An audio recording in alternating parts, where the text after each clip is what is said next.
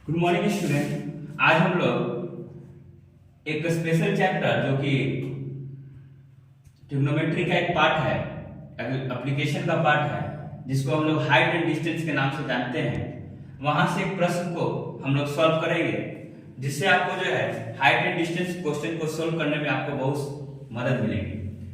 तो जैसा कि देखिए यहाँ पर क्वेश्चन क्या दिया गया है, on the same side of A tower two objects are located. When observed from the top of the tower, their angles of depression are 45 degree and 60 degree. If the height of the tower is 150 meter, find the distance between the object. तो देखिए प्रश्न के अनुसार क्या दिया गया है, on the same side of a tower, एक कोई टावर है जिसको हमने क्या माना है PQ. PQ क्या है, एक टावर है, PQ क्या है, एक टावर। अब देखिएगा दो ऑब्जेक्ट उसके नजदीक में लाई कर रहे हैं और क्या है, सेम साइड में। किधर है, सेम साइड में। इसका मतलब या तो उधर या तो इधर। तो देखिएगा एक ऑब्जेक्ट है A डैश और दूसरा है पोजीशन ऑब्जेक्ट का B डैश। अब देखिएगा when observed from the top of the tower, इस कहने का मतलब क्या, PQ अगर कोई टावर है तो PQ का जो टॉप का हिस्सा है वो कौन है, P। कौन है, P। तो P से किसी वस्तु को देखा गया, वो वस्तु कौन है, A डैश पर है और B डैश पर। अब देखिएगा their angles of depression are 45 degree and 60 degree। ध्यान रखिएगा हमेशा हाइट एंड डिस्टेंस में दो एंगल्स की चर्चा होती है, एक एंगल ऑफ एलिवेशन, एक एंगल ऑफ एलिवेशन और दूसरा angle of depression, angle of depression. ठीक है, इस कहने का मतलब जब आप नीचे से ऊपर किसी वस्तु को देखेंगे तो वहां पर क्या होगा, एंगल ऑफ एलिवेशन, और वहां पर जो एंगल बनेंगे उसी को हम लोग बोलते हैं एंगल ऑफ एलिवेशन।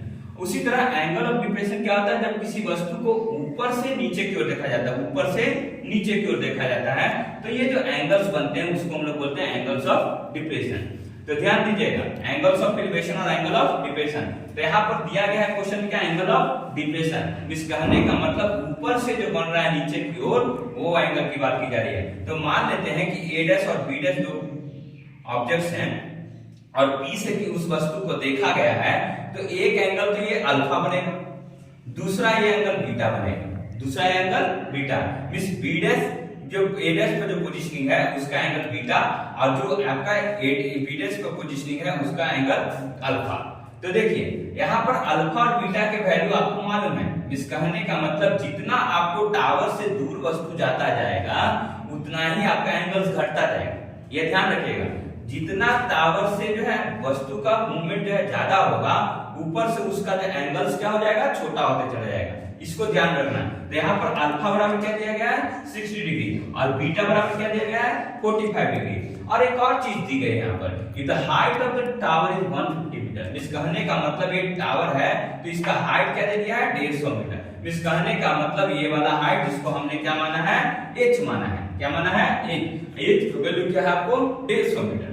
अब देखिएगा हमें ज्ञात क्या करना है, find the distance between the object. इस कहने का मतलब A डैश और B डैश पर जो वस्तु मौजूद है उसके बीच में दूरी क्या होगी, तो वो दूरी हमने क्या माना है, x। क्या माना है, x। तो हमने वो दूरी क्या माना है, वो x माना है। क्या माना है, x। ठीक है, तो अब देखिएगा हमारे पास दो राइट एंगल ट्रायंगल्स का निर्माण हो रहा है। पहला तो ये PQ B डैश और दूसरा PQ A डैश। ठीक है, तो अब हम देखिएगा PB डैश Q से एक राइट एंगल जो बन रहा है उससे हम क्या लेंगे, tan अल्फा। क्या लेंगे, tan अल्फा। ऐसा क्यों ले रहे हैं, क्योंकि हमें यहाँ पर मालूम क्या है, P मालूम है और B मालूम है। B को हमने मान लिया क्या, y। इस कहने का मतलब Q से B डैश की दूरी क्या है, y। ये ऐसा हमने माना अपनी सहूलियत के अनुसार। तो देखिएगा tan मींस क्या, tan थीटा मींस आप क्या जानते हैं, tan थीटा मींस होता है P by B। P by B। तो यहाँ P की जगह पर क्या है, हाइट ऑफ द टावर, और B की जगह पर क्या है, y। So tan alpha is equal to h by y, और h का वैल्यू आपको मालूम है 150 मीटर।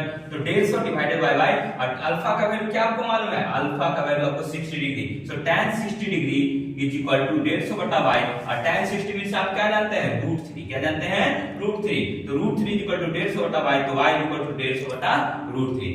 अब देखिएगा अब हम लोग नेक्स्ट ट्रायंगल्स में जाते हैं। वो कौन सा ट्रायंगल है, PQA डैश, या उसको हम लिख सकते हैं A dash PQ। A dash PQ ये लिख सकते हैं। तो ए डैश पी क्यू ट्रायंगल अगर राइट एंगल ट्रायंगल से अगर जाया जाए तो आपको देखिएगा tan बीटा मींस क्या लिख सकते हैं, tan beta is equal to हो जाएगा h by x plus y। So h by x plus y। So tan 45 degree is equal to, क्योंकि बीटा का वैल्यू हमें मालूम है 45 डिग्री क्वेश्चन में दिया गया है, तो tan 45 degree is equal to 150 बटा x प्लस y। तो tan 45 का वैल्यू आपको जैसा मालूम है 1 होता है, तो 1 इज इक्वल टू 150 बटा x plus y। So x plus y is equal to 150, x plus y is equal to 150। अब वहां से आपको y बराबर 150 प्लस √3 मालूम है, तो वहां से y का वैल्यू हम पुट करेंगे तो x प्लस 150 बटा √3 इज इक्वल टू 150, तो x प्लस 150 बटा √3 डिवाइडेड बाय 3। इस कहने का मतलब अगर देखते हैं यहाँ पर 150 बटा √3 है, इसको हम रेशनलाइज करेंगे। इस कहने का मतलब जो है √3 से नीचे ऊपर अगर गुना करते हैं ये क्या कन्वर्ट हो जाएगा, 150 बटा √3 डिवाइडेड बाय 3। तो 150 √3 divided by 3 is equal to 150। तो x प्लस 3 से कैंसिल आउट होगा तो 350 √3 इज इक्वल टू 150। तो x is equal to 150 minus 50 √3। 50 common अगर इन दोनों में से निकाला जाए तो 3 माइनस 1.732, क्योंकि √3 का वैल्यू आपको मालूम होना चाहिए 1.732 एंड √2 का वैल्यू 1.414। इस चीज को ध्यान में रखिएगा तो आपको जो है 63.4 मीटर, ये क्या आपको बताता है, distance between the two object. इस कहने का मतलब a डैश और b डैश पर जो वस्तु मौजूद है उसके बीच की दूरी क्या होगी, 63.4 मीटर। यही आपको निकालना था। तो ध्यान रखिएगा ये हाइट एंड डिस्टेंस में आपको बहुत सारी चीजें जो है बहुत आसान होती हैं, बस आपको चीजों को ध्यान में रखना है। पूरा जो आपको ट्रिग्नोमेट्रिक टेबल जो आपको कहते हैं, थीटा का वैल्यू जो 0 डिग्री, 30 डिग्री, 45 डिग्री, 60 डिग्री और ये 90 डिग्री, उस टेबल को याद रखना है। और कुछ हाइट डिस्टेंस में कुछ नहीं करना है आपको, केवल आप ध्यान रखिएगा कि एंगल्स ऑफ एलिवेशन क्या होगा, एंगल्स ऑफ डिप्रेशन। कभी-कभी आपको एंगल्स ऑफ एलिवेशन दे देगा, ठीक है, तो नीचे से एंगल्स बनेंगे, ध्यान रखिएगा। और एंगल ऑफ डिप्रेशन देता है तो ऊपर से एंगल बनते हैं। उसी चीज में अगर गलती कर देंगे तो आपका पूरा का पूरा प्रॉब्लम क्या हो जाएगा, गलत। और कहां पर जो है sin थीटा मींस क्या होता है, sin थीटा मींस होता है p/h, ठीक है, cos थीटा मींस होता है b/h और tan थीटा मींस होता है p/b। और इसका इनवर्स आप जानते हैं, sin का इनवर्स होता है cosec थीटा, cos का इनवर्स होता है sec थीटा और tan का इनवर्स होता है cot थीटा। इन चीजों को अगर आप ध्यान में रखिएगा तो आपके हाइट एंड डिस्टेंस से रिलेटेड क्वेश्चन जो है वो कभी नहीं छूटेंगे। और ध्यान रखिएगा एक तो क्वेश्चन फिक्स होता है, ठीक है, तो इस चैप्टर पर फोकस रखिएगा। और भी कुछ अगर क्वेश्चंस आते हैं मेरे पास तो उसको मैं सॉल्व आउट करने की कोशिश करूंगा। और आप हमारे चैनल के साथ जुड़े रहिए। Thank you for watching this.